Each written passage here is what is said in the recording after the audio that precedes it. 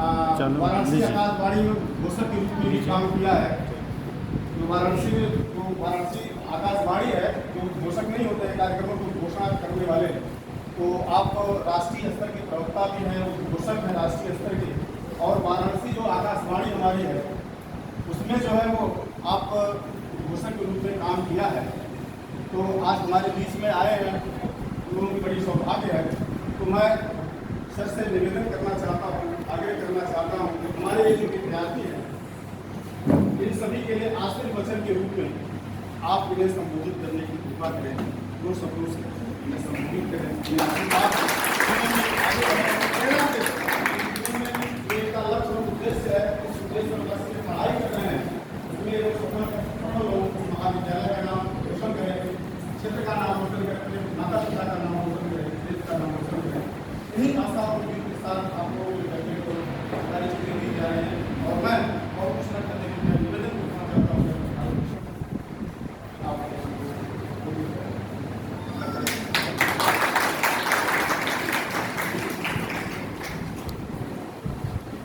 आप लोग बैठ जाइए, जरूर बैठ जाइए, आप लोग बैठ जाइए, उस समय बैठिए, खाली है बैठिए, और बैठिए, बैठ जाओ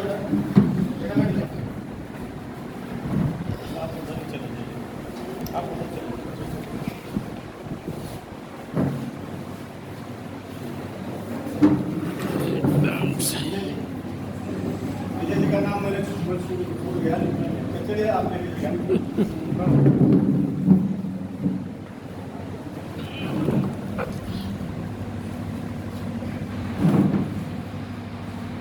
सबसे पहले आज सभी छात्रों को और छात्राओं को बहुत बहुत बधाई, शुभकामनाएं।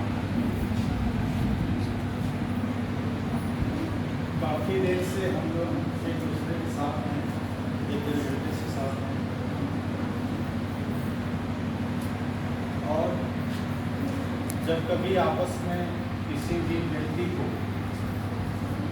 अपने देश के होनहार नौजवानों के साथ, बहनों के साथ बातचीत करने का अवसर मिलता है, तो उस अवसर को जीवन का एक महत्वपूर्ण अवसर या महत्वपूर्ण उपलब्धि के रूप में लेना चाहिए। एक छात्र के रूप में और देश के भविष्य के रूप में एक हम सब की नहीं। हम जितनी देर की बात करेंगे, बहुत देर तक बात नहीं करेंगे, बस 15-20 मिनट बात होगी आपसे। सभी छात्रों से निवेदन है और बहनों से निवेदन है कि आपके हाथ में जो मोबाइल है, मोबाइल की तरफ देखना, उस पर बात करना और चैटिंग करना ज़रा बंद कर दीजिए थोड़ी देर। थोड़ी देर मोबाइल बंद कर दो, कुछ भी नहीं देगा, सभी मोबाइल पर रखो और थोड़ा अपना ध्यान हम लोग एक दूसरे की तरफ आगे करें। ये जो प्रांगण है सुधा देवी महिला महाविद्यालय, वल्ली महाविद्यालय, छात्रों और छात्राएं दोनों हैं। सबसे पहले मैं इस मिट्टी को नमन करता हूँ जिसके नाम पर इस विद्यालय का नामकरण किया गया है। उनका नाम सुधा देवी, और जिस परिवार में जिस व्यक्ति ने इस विद्यालय की स्थापना करी सुधा देवी के नाम से, निश्चित रूप से उनका व्यक्तित्व और उनकी तपस्या और उनकी साधना ऐसी रही होगी कि आज उनके नाम के विद्यालय में, उनके नाम के प्रांगण में इस जिले के और आसपास के जिलों के छात्र और छात्राएं अपना भविष्य निखार रहे, बना रहे हैं। तो कितनी बड़ी तपस्या और साधना उन्होंने किया होगा। और कहते हैं कि कलयुग में नाम ही आधार होता है। तो सुधा का मतलब क्या होता है ये आप अच्छी तरह से जानते हैं। और सुधा में व्यक्तित्व, हर परिवार ये चाहता है कि हमारी बेटी, हमारी बहन, हमारा बेटा, उसका व्यक्तित्व सुधामयी हो, लावण्य हो, उसमें आकर्षण हो उसके अंदर, उसके व्यक्तित्व। तो मैं सबसे पहले उस माता को नमन करता हूँ जिसके नाम से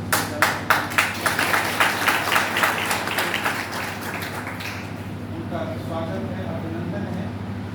आज हम लोगों के बीच में अतिथि के रूप में हमारे साथ मंच से हम लोगों के बड़े भाई आदरणीय श्री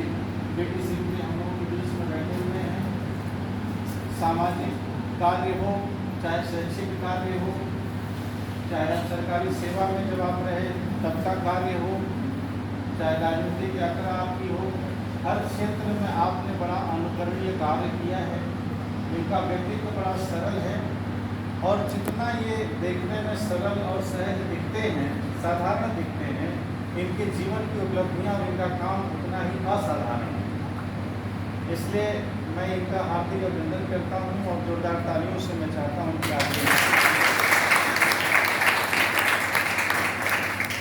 आज परम सौभाग्य का विषय है कि इस विद्यालय में अतिथि के रूप में पहली बार आने का मौका मिला है हमको। मुझे लगता है जब मैं भी छोटा रहा होऊंगा तब से इस विद्यालय को देख रहा हूँ। कितने साल हो गए इसके स्थापना? 22 साल हो गया। यानी 22 साल का मतलब कि हमारी आधी उम्र रही होगी इस समय की, थोड़ी ज़्यादा रही होगी। तब से ये विद्यालय स्थापित है। हम लोग भी एक तरीके से आपकी उम्र में रहे होंगे। सभी बच्चों को उन्होंने पढ़ाया हो, बच्चे आगे ये उन्होंने पढ़ाया, उनके बच्चे आगे। ये बड़ी खुशी की बात है। और ये आपको बताते हुए मुझे बड़ा हर्ष हो रहा है कि आपके जो प्रधानाचार्य हैं डॉक्टर राजेश यादव जी, ये जब पढ़ा करते थे, जब ये उदय प्रताप कॉलेज में पढ़ा करते थे, तब से हमारी इनके साथ मित्रता भी रही है। और आज बहुत सालों के बाद इनसे इस रूप में मैं देख रहा हूँ इनको, तो मुझे बड़ा हर्ष है, बड़ी खुशी है। और आप तो इनके व्यक्तित्व के बारे में हमसे ज़्यादा जान रहे होंगे क्योंकि आप बहुत सालों से इनके साथ 24 घंटे रह रहे हैं। लेकिन जहाँ तक मैंने समझा है बड़ा सरल सहज व्यक्तित्व है और इनको देख करके लगता नहीं है कि प्रधानाचार्य हैं, ये लगता है कि छात्र ही है। रहना, बच्चों को अपना बना लेना अपने व्यवहार से, अपने ज्ञान से, ये बड़ी कला होती है और ये कला कुदरत सबको नहीं देता है। इसलिए हमारे भाई हैं, इनका बहुत बहुत अभिनंदन है, स्वागत है। और मंच पर मंचासीन जितने हमारे अतिथि हैं, आप विद्यालय की रखवाली कर रहे हैं, आपका मिश्रा जी हैं, अभी बच्चे ने अभी आपको वितरण में सहयोग किया, सभी लोगों का यहाँ पर अध्यापक भी हैं और जितने भी पुराने नए अध्यापक हैं सभी लोगों का हार्दिक अभिनंदन है, स्वागत है। और विशेष बात ये है, हम लोगों के बीच में मुख्य अतिथि महोदय आए थे सरकारी विभाग की तरफ से, नोडल अधिकारी ने यहाँ की, उनका भी बहुत बहुत अभिनंदन है। वो नहीं है लेकिन उनका भी अभिनंदन है, कोई किसी उन्होंने समय दिया यहाँ पर। आज बहुत सारी चीज़ें हैं। आज आपके हाथ में जो टैबलेट मिला है, इसके पहले बच्चों को मोबाइल भी डिग्रेड हुआ था और आज टैबलेट मिला है। जिन बच्चों को मोबाइल नहीं दिया था उनको शायद टैबलेट नहीं मिला है और जिनको आज टैबलेट मिला उनको मोबाइल नहीं मिला है। ऐसा कुछ है शायद? हाँ, ऐसा मैक्सिमम है, जिनको दोनों मिल गया। ये सरकार की योजना है और सरकार ने इसको निर्धारित किया है, इसको विद्यालय निर्धारित नहीं करता, इसलिए आपको बहुत बहुत बधाई है और शुभकामनाएं।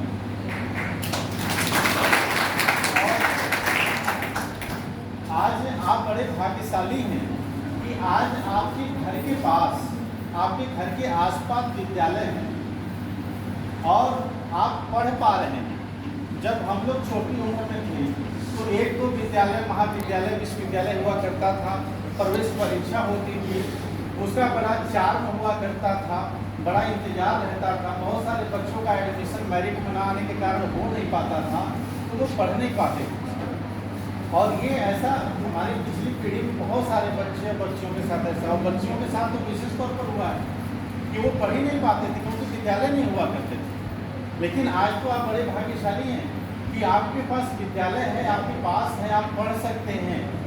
और बहुत सारे हम देख रहे हैं बहनें यहाँ पर आई हुई हैं और बहुत मेहनत करके उन्होंने पढ़ाई करी होगी। जो आपके माता पिता हैं, आप अपने व्यक्तित्व से, अपने शैक्षिक व्यक्तित्व से अपने घर का नाम रोशन करते हैं। माँ बाप आपको बड़ी उम्मीद से भेजते हैं कि आप आए हैं तो उनकी उम्मीदों पर खरा उतरे हैं। लेकिन हमें ये लगता है कि हम जो कार्य कर रहे हैं इससे हमारे माँ बाप का फायदा, हमारे परिवार का फायदा है। ये हमारे मानसिकता में कभी कभी चीज़ें आ जाती हैं, लेकिन ऐसा है नहीं। जब आपकी उम्र थोड़ी बढ़ने लगती है, जब आप गृहस्थ जीवन में जाते हैं, जब आपका शादी विवाह होता है, तब आपको लगता है कि ये शिक्षा बेसिकली हमारे माँ बाप के लिए नहीं थी, ये तो हमारे लिए थी, हमको आवश्यकता इसकी सबसे ज़्यादा थी। लेकिन हमें लगता है कि माँ बाप को इसकी आवश्यकता थी, हमें माँ बाप के लिए पढ़ना पड़ रहा है, उनके दबाव में पढ़ना पड़ रहा है।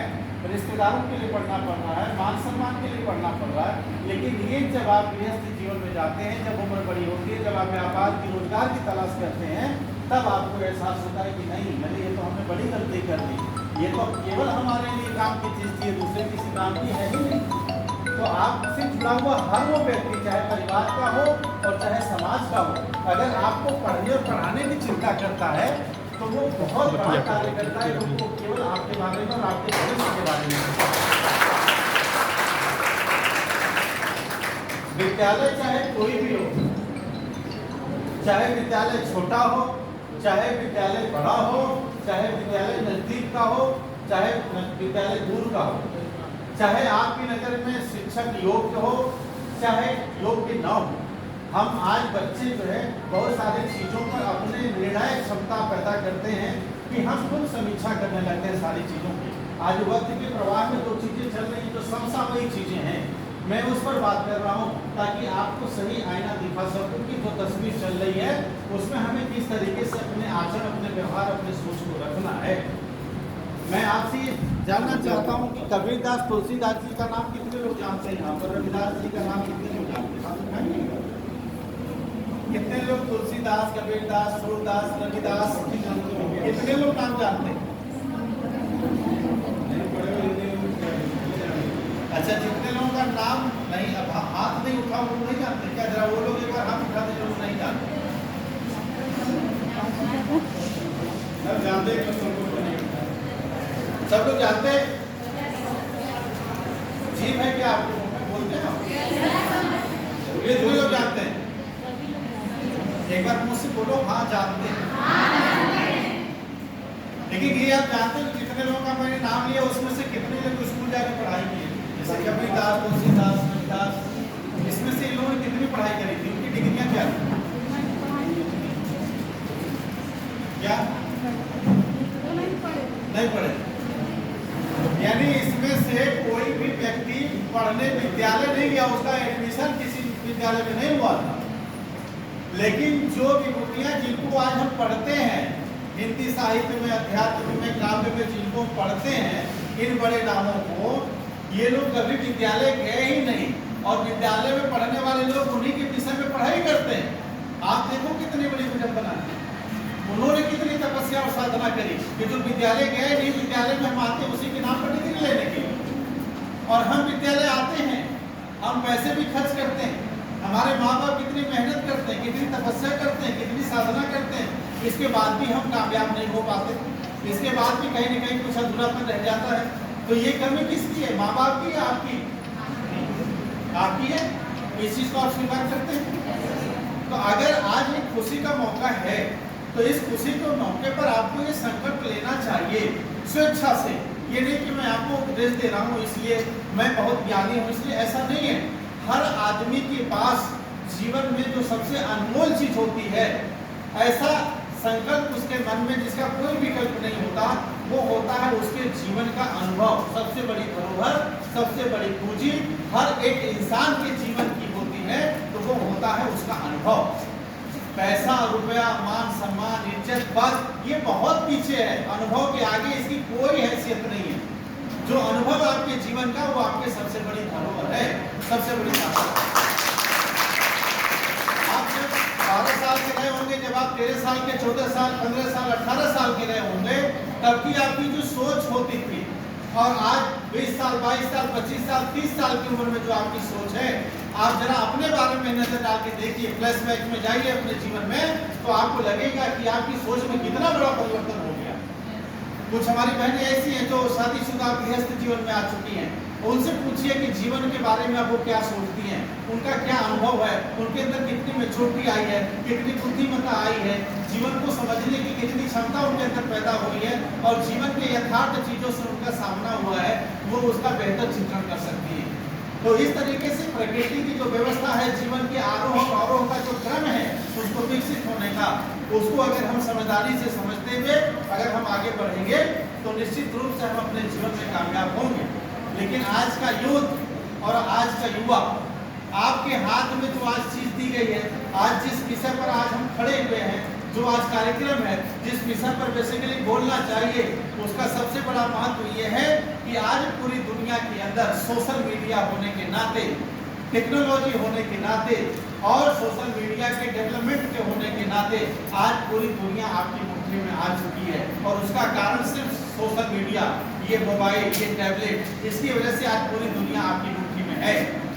लेकिन दोस्तों और बहनें हमारे बीच बैठी हुई हैं, मैं आपसे कहना चाहता हूँ, आप सभी से बड़ी विनम्रता के साथ निवेदन करना चाहता हूँ कि जिस तरीके से आपके जीवन की सबसे बड़ी धरोहर आपका अनुभव है, उसी तरीके से आज हर युवा के सामने, हर बुजुर्ग के सामने, हर इंसान के सामने जो सबसे बड़ी चुनौती है, और वो सबसे ज्यादा अगर किसी चीज के सामने मजबूर है, किसी के सामने, तो वो कोई व्यक्ति नहीं है, वो कोई समस्या नहीं है।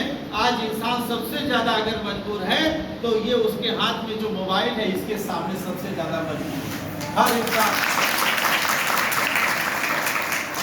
अगर आपका बीमार माँ बाप अगर आपसे 2 घंटे 4 घंटे 2 दिन 4 दिन दूर हो जाए तो आपको शायद उतनी चिंता नहीं होगी जितना 1 घंटे तक आपका मोबाइल आपके हाथ से ले लिया जाए तो आप पागल हो जाते हैं। और ये हर इंसान की हालत है, मैं केवल आपकी बात नहीं कर रहा। जैसे पागलपन सवाल हो जाता है, अभी आप यहीं पर बैठे हो, जब मोबाइल उठा करके यहाँ रख दिया जाए तो अभी थोड़ी देर में आप चपका के घबरा जाए, मेरा मोबाइल क्या हुआ। लेकिन अगर आपका बीमार माँ बाप घर में है और उसे एक टाइम दवा नहीं दी गई तो आपके चेहरे पर कोई उतनी चिंता और फिक्र नहीं, कोई बात नहीं, सुबह दवा नहीं खाए तो शाम को खा लेंगे। ये फर्क है, ये सच्चाई है या नहीं है? आप बोलो हाँ या ना। तो जो हाथ में चीज आपकी दी गई है टैबलेट ना, ये बहुत अच्छी चीज भी है और ये बहुत खतरनाक चीज भी है। और ये आपके जीवन को बना भी सकती है और आपके जीवन को बिगाड़ भी सकती है। इसलिए जीवन में 2 पक्ष होते हैं, एक सकारात्मक और एक नकारात्मक। एक निर्माण करती है चीज और एक विध्वंस होता है। बहुत सारे बच्चे ऐसे होते हैं, आप देखते होंगे हर विद्यालय में, यहाँ भी कुछ बच्चे ऐसे होंगे जिनके पीछे अध्यापक लगा ही रहता है, देखो वो कहाँ गया, कुछ न कुछ खुरापात कर रहा होगा, है ना। हर क्लास में, हर विद्यालय में होते हैं। उसी तरीके से ये जो मोबाइल है ये बहुत खतरनाक चीज है, लेकिन इसका सकारात्मक आपको उपयोग करना है। इस मोबाइल में और इस टैबलेट में आज आप लेके जा रहे हैं, अपने घर में खुशी लेकर के जा रहे हैं, लेकिन ऐसा न हो जाए कि ये खुशी इस मोबाइल और टैबलेट की वजह से कोई गम में बदल जाए। इसलिए आप ये संकल्प लेके जाइएगा कि इस मोबाइल में हम वही चीज देखेंगे, इस मोबाइल में, इस टैबलेट में हम वही काम करेंगे जिससे हमारे परिवार का भविष्य सुधरे, जिससे हमारा भविष्य सुधरे, जिससे हमारे मान सम्मान, हमारी मर्यादा पर कभी कोई आंच ना आए। ये संकल्प, तब ये चीज आपके लिए लाभदायक होगी। वरना आज सोशल मीडिया पर केवल मजाक की वजह से लाखों करोड़ों नौजवानों का भविष्य चौपट हो गया, सिर्फ एक गलती की वजह से कि हमने किसी को कुछ मैसेज कर दिया, हमने कुछ लिख दिया, मजाक में लिख दिया, अरे हमने तो ऐसे ही लिख दिया, अरे हमारी ऐसी मंशा नहीं थी, अरे हम तो ऐसे सोचे नहीं थे, लेकिन कर तो दिया ना। और ये किया हुआ काम सबूत बन जाता है दूसरों के लिए, और ये सबूत आपका जीवन भर आपका पीछा करता है। इसलिए आपको ये संकल्प लेना होगा। आप उस दौर को याद करिए कि आपके माता पिता जब हुआ करते थे, उस समय में न मोबाइल था, न सोशल मीडिया था, न टेलीफोन था, न बात होती थी, न संपर्क होता था। एक दूसरे से संपर्क करने के लिए आपके माता पिता अगर बाहर नौकरी करने के लिए चले जाते थे तो जब वो चिट्ठियां लिखते तो चिट्ठी पहुंचने में सालों लग जाते थे, एक दूसरे का हाल चाल जानने में। 6-6 महीने बाद चिट्ठियां आती थी तो पता चलता था बीमार है। कभी कभी तो लोग मर जाते थे, 13 ही बीत जाती थी और खबर नहीं मिल पाती थी कि हमारे परिवार का कोई व्यक्ति अब नहीं रहा। उस दौर में भी लोग अपनी जिंदगी को जिए तो कैसे जिए होंगे। और आज 24 घंटे अगर आप ऑनलाइन हैं, 24 घंटे एक दूसरे से जुड़े हुए हैं, तो आपको लगता है कि इस टेक्नोलॉजी को ईश्वर ने, जो कुदरत ने आपको दी है, इसका हमको सदुपयोग करना है कि दुरुपयोग करना है, ये भी तो आपको सोचना पड़ेगा। एक शिक्षार्थी होने के नाते, एक छात्र होने के नाते, छात्रा होने के नाते ये आपकी सबसे बड़ी नैतिक जिम्मेदारी है। मतलब ये नहीं है कि आप अपने जीवन में कितनी बड़ी उपलब्धि हासिल करते हैं, मतलब ये है कि आप अपने जीवन की उपलब्धियों को हासिल करने के लिए आपने कौन सा रास्ता अख्तियार किया है, ये सबसे ज्यादा महत्वपूर्ण है। आप सही रास्ते पर चल करके संस्कारित तरीके से और सही तरीके से अगर आप अपने जीवन में छोटी भी उपलब्धि हासिल करेंगे तो आने वाले समय के लिए बहुत बड़ी बन जाएगी, क्योंकि आपने तरीका गलत नहीं अपनाया उसके लिए। ये इस तरीके से ये हर जीवन में हर घटने वाली घटना में दो पक्ष होते हैं, निगेटिव और पॉजिटिव, और आपको उसको लेकर के चलना होगा। आज बड़ी खुशी की बात है कि हमारी बहनें, हमारे भाई, छात्र छात्राएं सब एक साथ बैठे हुए हैं और ये देश का भविष्य बैठा है आपके सामने, हमारे सामने। आप देश के भविष्य हैं, इस देश की बागडोर आपके हाथ में आने वाली है। इस वजह से समाज में मोहब्बत पैदा हो, समाज में लगाव पैदा हो, समाज में संस्कार पैदा हो, समाज में एक दूसरे के सुख दुख में भागीदारी करने का भाव पैदा हो। ये सब चीजें आपकी जिम्मेदारी हैं और आपको हमेशा जीवंत रहना है, आपको हमेशा खुशहाल रहना है। किसी अच्छे कवि ने बहुत अच्छी एक कविता कही थी कि आंधियों में भी निशा का दीप जलना जिंदगी है, आंधियों में भी निशा का दीप जलना जिंदगी है, पत्थरों को तोड़ निर्झर का निकलना जिंदगी है, चाहता हूँ छाया तले 2 घड़ी विश्राम कर लूं, किंतु कोई कह रहा दिन रात चलना जिंदगी है। दिन रात चलना है। आज आप महाविद्यालय पढ़ रहे हैं, विश्वविद्यालय में जाएंगे, गए होंगे, पहले तो केवल ये BA, MA, BEd, BTC यही कोर्स हुआ करते थे, डिप्लोमा हुआ करता था, बस इससे ज़्यादा तो कुछ था नहीं। आज तो आप यहाँ पर बैठे हुए हैं, जितने भी बच्चे यहाँ पर बैठे हैं, कोई यहाँ पर साड़ी पहना है, कोई सूट पहना है, कोई यहाँ पर जींस पैंट पहना है, कोई सर लटका के बैठा है, कोई खुश होकर बैठा है, कोई यहाँ पर बैठा लेकिन यहाँ पे नहीं बैठा है ना? सब अलग अलग है। दुनिया में कोई भी व्यक्ति और कोई भी इंसान दूसरे जैसा नहीं हो सकता, ये अपने दिमाग में बैठा लीजिएगा। कभी कभी हम फ्रस्ट्रेशन में, कभी कभी गार्जियन भी गलती करते हैं, तुम्हें उसके जैसा बनना ही है। उसका लड़का IPS हो गया, तुमको भी बनना है, उसकी लड़की अध्यापक हो गई, तुमको भी बनना है। अरे नहीं भाई, दुनिया में कोई भी इंसान एक दूसरे जैसा है ही नहीं, क्योंकि कुदरत ने वो व्यवस्था दी नहीं, बनाई नहीं ऐसा। आपके जैसा कोई दूसरा नहीं हो सकता, ये आपको सोचना पड़ेगा। आप जैसे हैं, जैसा आपको कुदरत ने बनाया है, आपके जैसा दूसरा कोई नहीं हो सकता। ये मन में विश्वास लेके चलना होगा। हम अपने आप में अनमोल हैं, हम सबसे ज्यादा खूबसूरत हैं। ये खूबसूरती हमारे विचार और व्यवहार से आती है, हमारे शरीर के चमड़े से नहीं आती। इसलिए आपको ये संकल्प लेके चलना होगा। आज हम समाज में घूमते हैं, आज लोग बच्चों की शादी करना चाहते हैं, तो मैं देखता हूँ सबकी सबसे ज्यादा ओपिनियन ये, हमको शिक्षित बच्ची चाहिए, हमको संस्कारी चाहिए, हमको खूबसूरती से मतलब नहीं है। अब लोग इस तरीके की बातें करने लगे, पेट भर गया है सबका। इसलिए आपको क्या बनना है, ये समाज आपको रास्ता दे रहा है कि आपको संस्कारी बनना है, शिक्षित बनना, व्यवहारिक बनना, जिम्मेदारियों का निर्वाह करना है, ये बनना है आपको।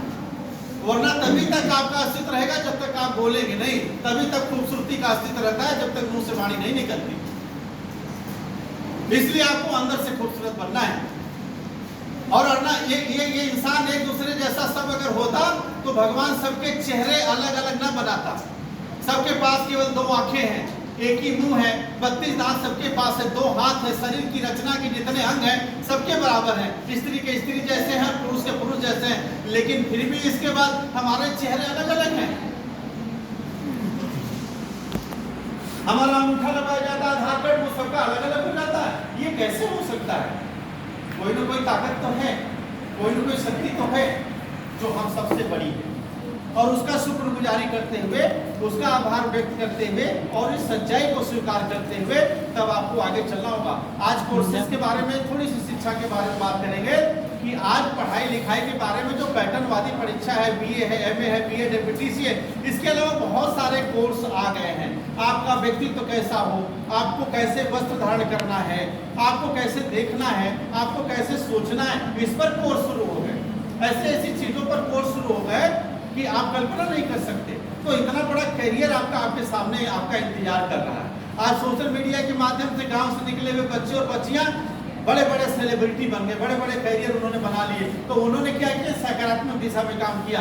आप भी ऐसा कर सकते हैं। गांव के बच्चे और बच्चियां, आज उत्तर प्रदेश बिहार के बच्चों ने तो तहलका मचा रखा सोशल मीडिया के माध्यम से, अच्छे अच्छे काम कर रहे हैं, चाहे संगीत में, चाहे अवेयरनेस के माध्यम से, चाहे टेक्नोलॉजी के लिए, चाहे ऑनलाइन शॉपिंग को लेकर के, हर चीज को, गेमिंग को लेकर के अच्छा कर रहे हैं, क्रिएशन कर रहे हैं, वो क्रांति पैदा कर रहे हैं। तो अब आपको कैरियर की और नौकरी की मानसिकता से पढ़ाई मत करिएगा, बड़ा कष्ट होगा। नौकरी देने की मानसिकता से पढ़ाई करिएगा, बड़े खुश रहेंगे आप। हमें नौकरी देना है, जब देने के भाव से आप अपना कैरियर शुरू करेंगे, बनाएंगे, तो आपको तो अपने आप ही मिल जाएगी, सोचने की आवश्यकता नहीं है। लेकिन केवल अपने बारे में सोचते रहेंगे तो हो सकता है आपको न मिले। लेकिन आपने ये सोच लिया कि हमें तो लोगों को नौकरी देना है, तो फिर आपको तो पक्की बात है कि नौकरी मिल जाएगी। इसलिए बातें तो बहुत हैं, अभी तो आपसे भेंट हुई है, मुलाकात हुई है, ये विद्यालय हमारे परिवार जैसा है, हमारे अपने विद्यालय जैसा है। मुलाकात आपसे होती रहेगी, बातें होती रहेगी।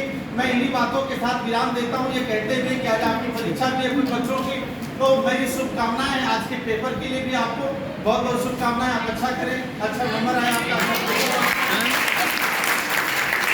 और जिंदगी बहुत कठिन है। एक बहुत अच्छे शायर ने कहा था कि बदल देंगे जमाने का मुकद्दर, बदल देंगे जमाने का मुकद्दर, वक्त के हाथ खंजर नहीं रहने देंगे। ऐ जिंदगी जरा होश में आने दो, अपनी राह में कोई पत्थर नहीं रहने दो। साथ के साथ आप अपने जीवन में आगे बढ़े। बहुत बहुत शुभकामना, बहुत बहुत धन्यवाद।